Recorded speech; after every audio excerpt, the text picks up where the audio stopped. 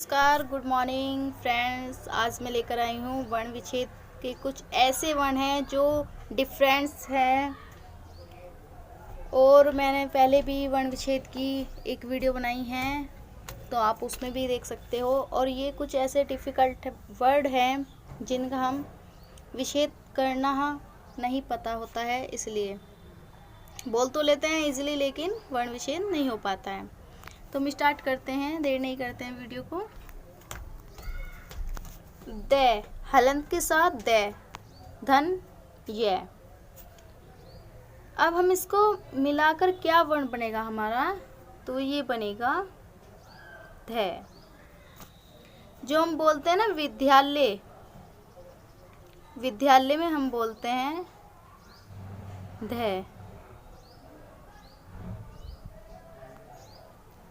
तो ये जो विद्यालय का ध है हमारा, वो आधा द और यह मिलकर बना है ध।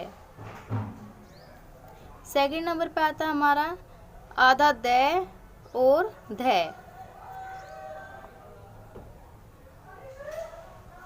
ये आधा द आपने देखा होगा यहाँ पर लगा रहता है, तो इसका मीनिंग ये है कि द आधा होता है लेकिन ध पूरा होता है इसमें।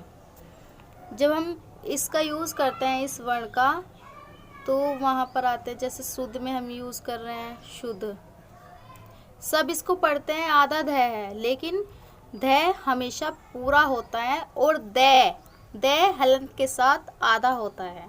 ठीक है।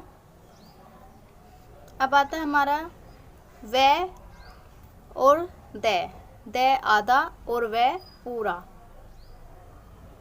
ऐसे ही हम ये लिखते हैं, और इसमें कहते हैं आधा व है, लेकिन इसमें व पूरा होता है और आधा द होता है, क्योंकि द को हम कब कैसे लिखेंगे, अगर ऐसे लिखते हैं आधा तो ये ट बन जाएगा, तो ये सही नहीं है हमारा लिखना, इसलिए तो व को लिख सकते हैं हम आधा। अगर व पे लिखूँ मैं द, तो कैसे लिखूँ, ऐसे लिखे जाएगा, डबल व हो जाएगा। तो द अगर ऐसे लिखूँ तो ट हो जाएगा, तो ऐसे नहीं लिख सकते हम लिखेंगे आधा आधा त आधा द और व। हम इसे यूज़ करते हैं जैसे द्वारका, आपने द्वारका में ऐसे यूज़ करते हैं द्वारका, द्वारिका, बहुत सारे ऐसे शब्द हैं हमारे जो इससे बनते हैं। अब आता है नेक्स्ट हमारा वर्ण द हलंत के साथ और पूरा द। आपने कहीं देखा भी होगा, जैसे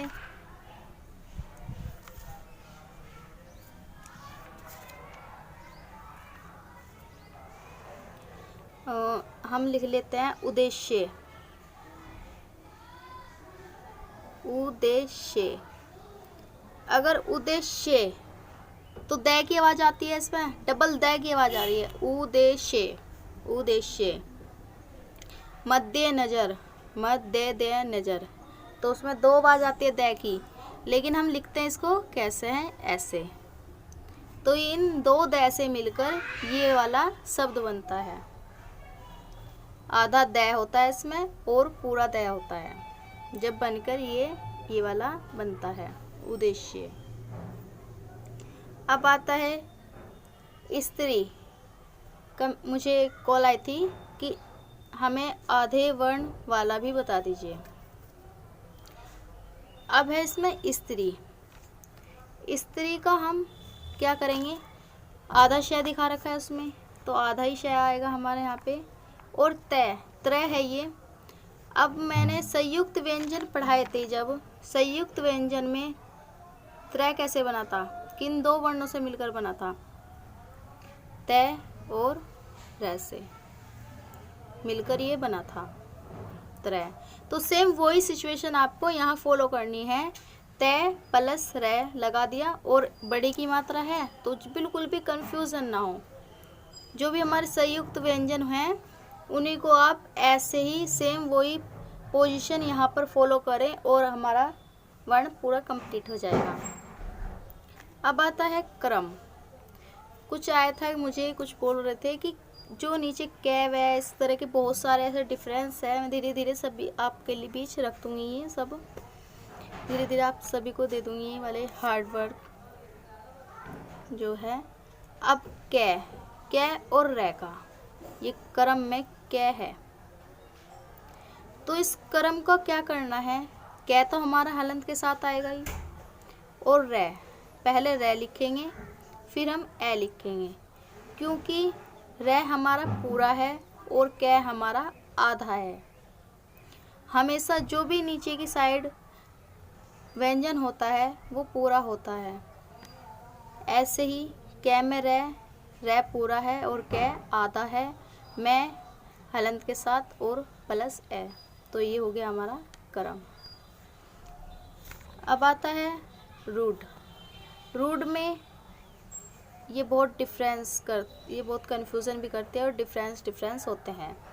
ये रू की मात्रा होती है, हमेशा ध्यान रखना, ये वाली रू की मात्रा होती है और वो ये अलग होता है। आपने कहीं पे देखा हो, ये भी देखा होगा और ये भी देखा होगा, तो ये रू की मात्रा होती है। रै हलंत के साथ, और ये तो मैंने बता ही रखा है अपनी वीडियो में कि जब स्वर हो जाए, या तो मात्रा में आ जाए या स्वर साइड में आ जाए, या तो ए आएगा उसके साथ जब व्यंजन पूरा होगा, और फिर या मात्रा के साथ आएगा व्यंजन जब स्वर पूरा हो, व्यंजन पूरा होगा। तो ऐसे ही रै के साथ बड़ा ऊ की मात्रा आई है, ये रू पे रै पे, और ये बन गया रू, और डे और है, ये हमारा रूट बन गया। तो कहने का मतलब ये है, आप जब तक वर्ण विच्छेद नहीं करेंगे कंप्लीट, तो हम हिंदी को नहीं पकड़ सकते हैं और ना ही अच्छे से सीख सकते हैं। बाकी बहुत ऐसी हैं डिफरेंस वाली, इस धीरे धीरे मैं लेकर आती रहूँगी। बहुत सारे ऐसे वर्ण हैं जिनमें बहुत कन्फ्यूज़न होती है हमें, तो मैं आपका ये सॉर्ट आउट कराऊँगी।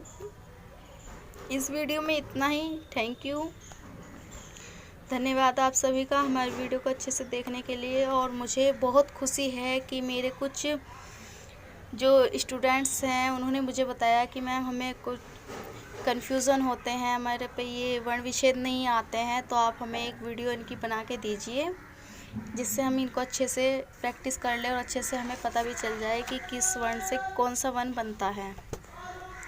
तो आप टेंशन नहीं लीजिए, मैं आपका सपोर्ट ऐसे ही करती रहूँगी, बस आप मुझे बताते रहना। Thank you.